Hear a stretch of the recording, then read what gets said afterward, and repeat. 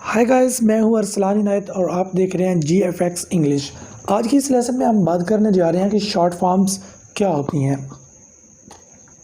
Short form क्या होती हैं और कैसी होती हैं और इनका इस्तेमाल क्या होता है, ये पढ़ने से पहले हम थोड़ा सा इनका इंट्रोडक्शन देख लेते हैं ताकि हमें इसकी अच्छे से अंडरस्टैंडिंग हो जाए। इंट्रोडक्शन के अंदर जो सबसे पहली बात ज़रूरी है याद रखने के लिए वो ये है कि a short form stands for the full form. Short form जो होती है वो फुल फॉर्म को छोटा करके लिखने को शॉर्ट फॉर्म कहा जाता है। जैसा कि आपको ब्रैकेट के अंदर नज़र भी आ रहा है कि it's is equal to it is, यानी कि जो इट इज़ है ये इसको जब शॉर्ट करके लिखा गया है तो ये इट्स हो गया। It is actually it is है। Number 2, we leave out one or more letters and we put an apostrophe instead। जब हम किसी चीज़ की शॉर्ट फॉर्म बनाते हैं तो हम एक या दो लेटर को हज़फ कर देते हैं, तो उसकी जगह हम अपोस्ट्रॉफी, ये जो कामा है, इसको हम पुट कर देते हैं ताकि हम अपनी शॉर्ट फॉर्म कंप्लीट कर सकें। Number 3, we use short forms in conversation English and in informal writing such letter to a friend। Short forms का इस्तेमाल हम कन्वर्सेशन यानी गुफ्तगू के अंदर करते हैं या ऐसी राइटिंग जो कि इनफॉर्मल होती है, जो कि हम अपने दोस्तों के साथ दोस्तों को लेकर भेजते हैं। Number 4, short forms are also called contracted forms.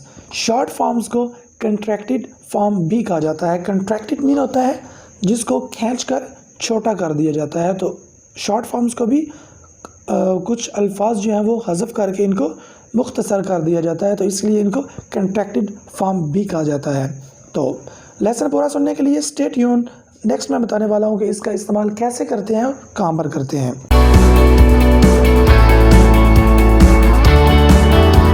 दोस्तों, अब हम देखते हैं कि इंग्लिश ग्रामर के अंदर कॉमन शॉर्ट फॉर्म्स कौन सी हैं जो कि अमूमी तौर पर इस्तेमाल होती हैं।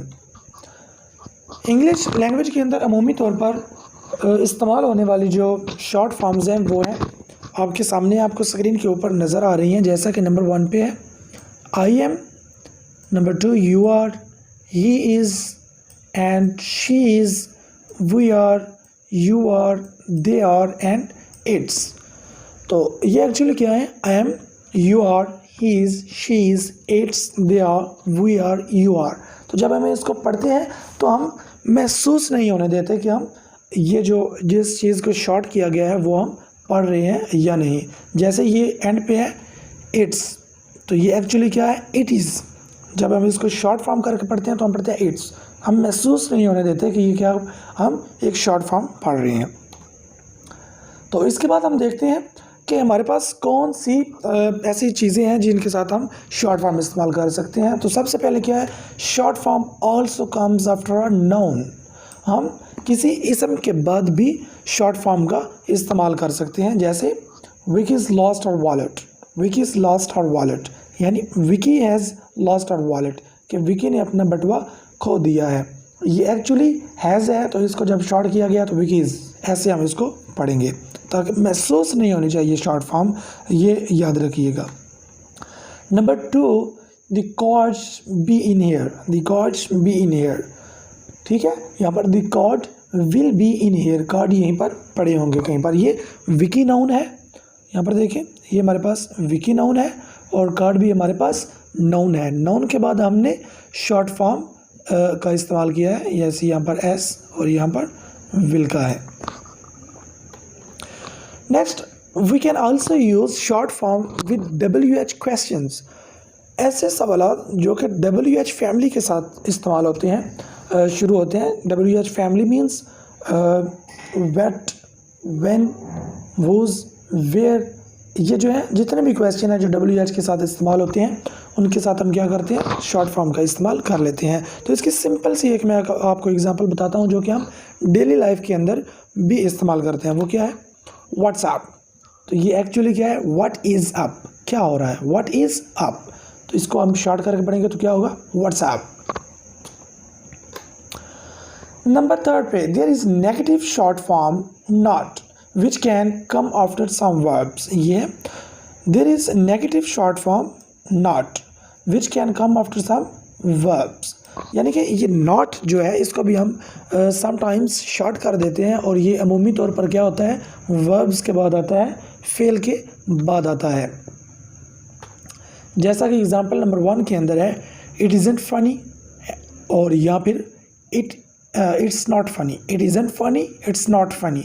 दोनों के अंदर डिफरेंस देखें। पहले क्या था, मैंने आपको कहा था कि ये इट के साथ जो हमारे प्रोनाउन है उनके साथ भी हम शॉर्ट फॉर्म लगा देते हैं।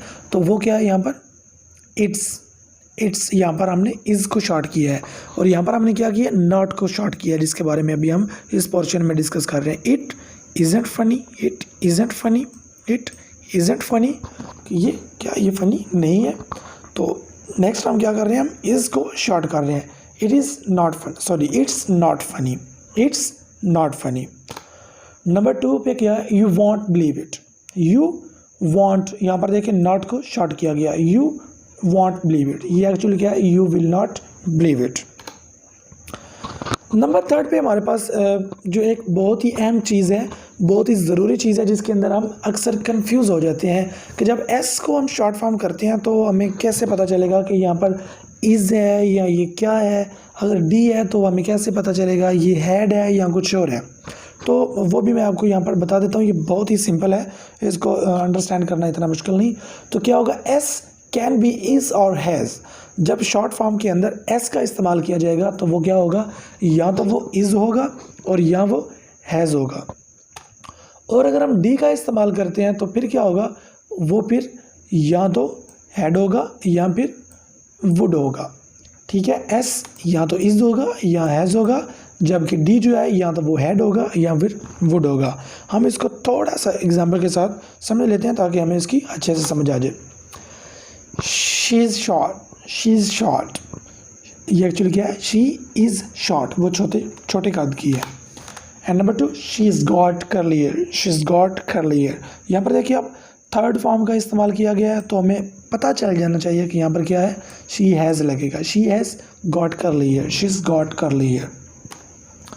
और अगर हम डी की बात करें, if I had known I have told you, if I had known I would have told you. तो ये एक्चुअली क्या है, ये एक्चुअली क्या है, if I had known I would have told you. ठीक है, अगर ये आता है, डी आता है, तो ये क्या होगा, या तो हैड होगा या फिर वुड होगा। अब देखें यहाँ पर इफ़ आई हैड नोन है, हैड के बाद थर्ड फॉर्म है, तो हमें समझ जाना चाहिए कि यहाँ पर हैड का इस्तेमाल है, और यहाँ पर हैव है, तो इससे पहले हमें समझ जाना चाहिए कि हैव से पहले क्या होता है, वुड का इस्तेमाल किया जाता है, तो भी इजी अंडरस्टैंडिंग हो जाएगी।